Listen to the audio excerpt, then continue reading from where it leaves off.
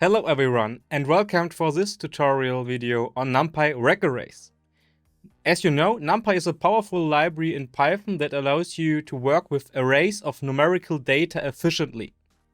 In this video, we will explore one of the advanced features of NumPy, namely Recarrays.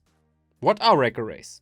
So in standard NumPy arrays, you can only store the same data type within one array.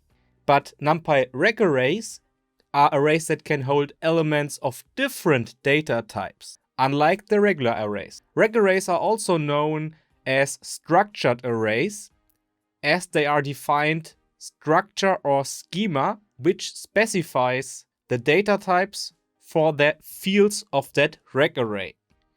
So this feature makes them ideal for working with complex data sets, such as data from scientific experiments, financial data, and more.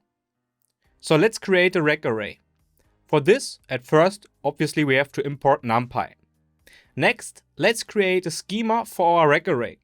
We will create a schema with two fields, name and age.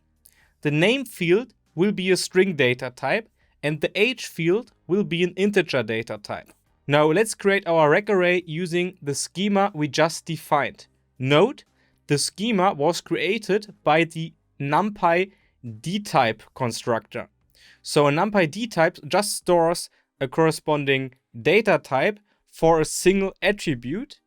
And since we want to create a recarray with these two attributes, name and age, we have a dtype containing these two entries.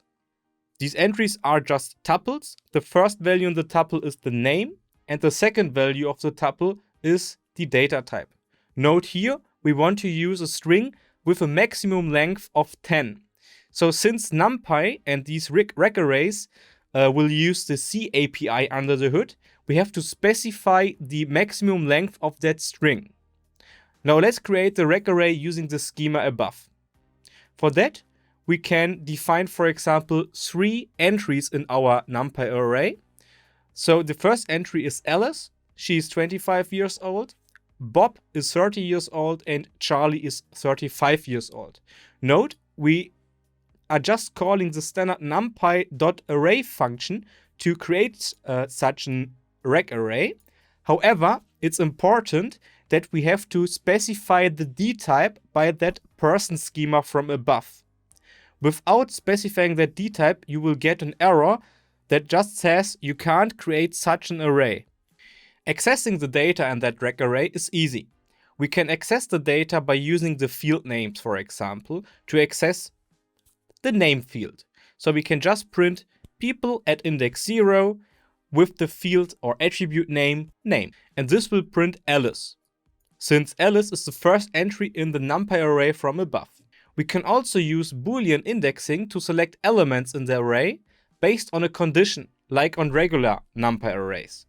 For example, to select all the people in the array who are older than 30, we can do the following. So the conclusion: recarrays can be a powerful tool for working with complex data sets, and we encourage you to explore their capabilities further. Thank you for watching, and don't forget to subscribe to our channel for more tutorials on Python, data science, C and C++. Also, if you're interested, you can look into the video description. There I have listed my Udemy courses for Python on a big sale. Then see you in the next video. Bye bye.